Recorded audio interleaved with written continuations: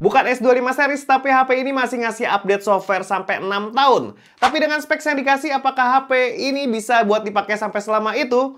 Buat tahu jawabannya, lu tinggal duduk manis, siapin cemilan, dan tonton video ini sampai habis bareng gue Dendi. Dan langsung aja kita mulai videonya. Let's go! Samsung Galaxy A16 5G. Ya, smartphone entry level terbaru dari Samsung ini udah gue pakai kurang lebih selama 1 bulanan. Buat di harga 3 jutaan, soal desain sih ya masih bisa gue terima lah ya. Walau nggak ngasih banyak upgrade dari tampilannya, tapi iya dari seri entry sampai seri flagshipnya Samsung emang nggak banyak upgrade dari tampilannya.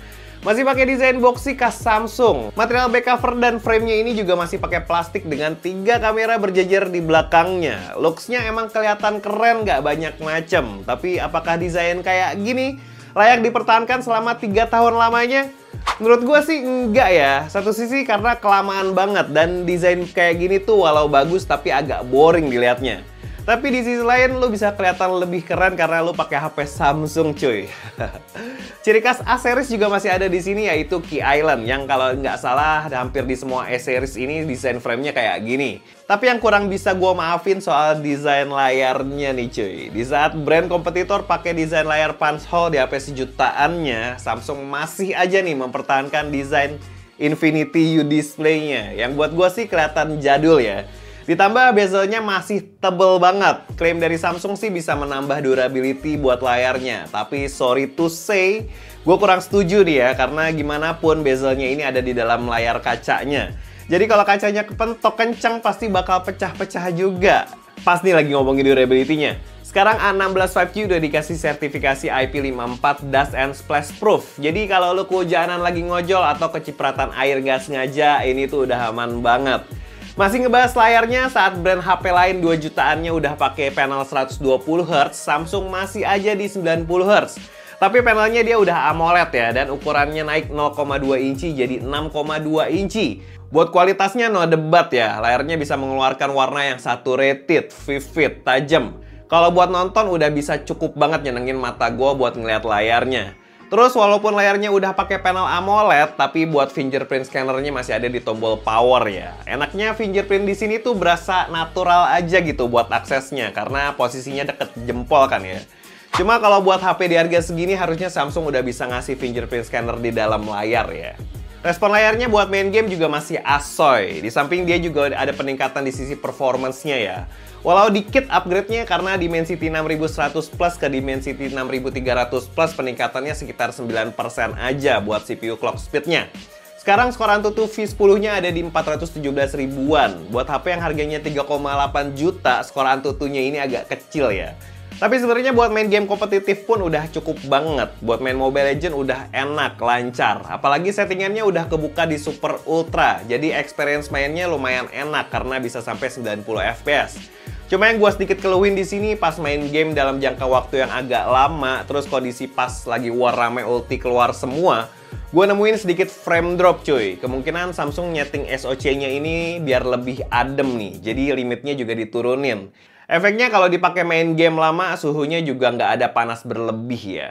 Bang, HP 3 jutaan kok masih pakai Dimensity 6300? Brand lain bisa ngasih lebih bang. Kalau kita nilai dari spesifikasi di atas kertas, emang kita dengan gampang ngejudge jelek atau bagus sebuah gadget ya, terutama smartphone. Tapi yang nggak bisa dibandingin di atas kertas itu adalah user experience-nya. Gimana experience dipakai sehari-hari, nyaman atau enggak, kita bisa tahu pas kita pakai smartphone-nya. Dan bisa gue bilang kalau Samsung Galaxy A16 5G ini enak banget buat dipakai sehari-hari. One UI 6.1-nya ini udah semua orang tahu lah ya, nyaman digunakan, icon aplikasinya dewasa, UI-nya bersih, nggak ada iklan yang disisipin di wallpaper, nggak ada aplikasi pinjol yang nggak bisa di-uninstall kayak di brand sebelah. Banyaklah kemudahan kalau dipakai HP ini. Lo kalau beli HP brand lain yang punya specs lebih tinggi di harga segini pasti buat update softwarenya juga nggak jelas. Kayak beli barang putus gitu. Nah, yang paling GG tuh di HP ini dia dapat update software 6 kali cuy. Dan sepengalaman gue pakai HP Samsung dia tuh rajin ngasih update entah software atau security patch. Jadi kalau ada bug di versi yang sekarang lo pakai dengan cepatnya pasti bakal langsung dibenerin. Ini tuh yang nggak bisa lo temuin di HP yang specs tinggi di harga segini di brand lain cuy. Oke, karena layarnya upsize, performa juga naik walaupun dikit banget. Tapi sayangnya kapasitas baterainya nggak ikutan naik cuy, masih di 5000 mAh, yang sebenarnya sih masih oke ya. Buat pemakaian gue kayak nonton, gaming, buka sosmed, baterainya bisa bertahan sampai setengah hari lebih dikit. Jadi masih tetap aman buat dipakai aktivitas sehari-hari. Sekarang kita ngomongin kameranya. Kalau gue lihat sih konfigurasinya masih sama persis ya kayak tahun lalu. 50 megapiksel di kamera utama, 5 megapiksel di kamera ultrawide, 2 megapiksel di kamera makro, dan 13 megapiksel di kamera utamanya. Buat hasil fotonya juga bisa gue bilang cukup aja dan terbilang nggak ada peningkatan signifikan. Shifting warna di kamera ultrawide kalau dibandingin sama kamera utamanya juga masih ada. Jadi di kamera ultrawide-nya itu color temperaturnya lebih cool. Sementara di kamera utamanya lebih warm. Sama tentu detail di kamera utamanya bakal lebih bagus ya, karena punya pixel yang lebih banyak. Tapi so far buat foto-foto pakai kamera belakangnya gue sih no komplain ya. Palingan ada sedikit komplain soal kamera depannya aja nih. Kalau dipakai selfie dengan cahaya yang masih proper masih asik kok. Cuma jangan expect terlalu tinggi ya, karena hasil fotonya bisa gue bilang cukup-cukup aja. Nggak jelek tapi juga nggak bagus-bagus banget, terutama soal detail. Dia nggak bisa ngasih detail yang tajam. Terus kalau foto saat kondisi backlight, dynamic range-nya, dan highlight-nya juga berasa kurang. Foreground-nya aja kayak ada distorsinya. Dan komplain gue satu lagi soal perekaman videonya aja nih. Yang ya lo langsung lihat aja deh. Yo, ini di Samsung A16 5G ya. Ini di resolusi 1080p 30 fps maksimalnya. Sayang banget nggak bisa di 60 fps ya. Aduh, lagi ada pengumuman. Ya kayak gitu. Terus ini bisa dipindah 5 kameranya, terus bisa di satu lagi dan bisa di depannya kayak gitu. Dia nggak tahu kenapa brightness-nya berasa kurang ya, Samsung A16 buat kameranya. Jadi kameranya cenderung agak gelap gitu kalau buat video dan foto. Nggak tahu kenapa ya. Mungkin nanti di update software bakalan dibenerin ya.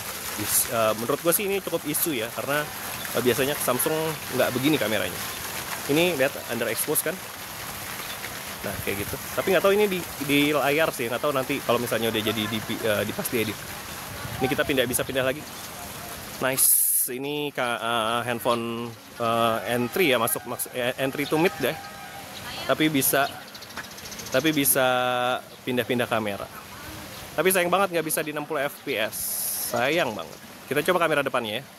Nah, ini kamera depannya tadi kita udah coba juga kan ya pas ngetes kamera belakang. Tapi kita coba kamera depan full, dia bisa flip lagi sama kayak tadi. Persis. Nah, kayak gini.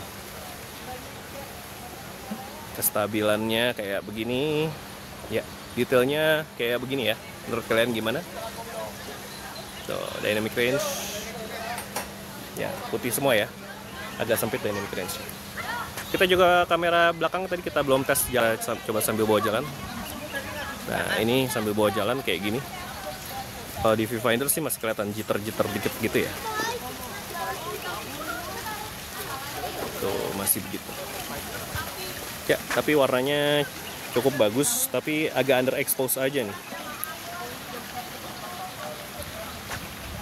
Oke kayak gitu hasil perekaman video dari Samsung A16 5G. Udah maksimal semuanya, udah di kamera depan, kamera belakang, dan kita langsung aja balik ke studio. So, Samsung Galaxy A16 5G emang gak ngasih specs yang gila-gilaan. Upgrade yang dikasih dari seri sebelumnya pun gak begitu signifikan. Dari segi tampilannya, masih sama aja. Terus kenapa gua harus beli HP ini bang? Ya simple, karena UI-nya yang asik, nyaman buat dipakai sehari-hari. Dan biarpun HP ini seri entry levelnya Samsung, tapi desainnya mirip banget ya sama seri flagshipnya. Jadi bisa ningkatin value-nya HP ini. Paling yang patut diperhatikan di sini tuh yang kayak tadi gue bilang. Apakah specs kayak gini future proof buat dipakai 6 tahun ke depan? Jujur sih gue agak ragu ya, terutama dari performa SoC-nya dan kemampuan kameranya yang mungkin buat 6 tahun ke depan bakal ketinggalan banget. Tapi apapun itu, kalau lo nyari HP yang nyaman digunain sehari-hari, HP ini bisa jadi pilihan kok. Jadi misalnya kalau kalian minat dengan HP ini, langsung aja cek link pembeliannya di kolom deskripsi di bawah, atau di bawah sini juga ada ya. Dan ya udah segitu aja review gue buat penggunaan Samsung Galaxy A16 5G selama 1 bulan. Makasih banget buat kalian yang nonton video ini dari awal sampai akhir. Jangan lupa like video ini kalau suka dan share video ini ke teman-teman kalian yang membutuhkan. Jangan lupa juga buat subscribe channel ini kalau belum, follow juga IG dan TikTok kita. Gue Didi pamit. Ciao. 3 juta kayak begini. Samsung.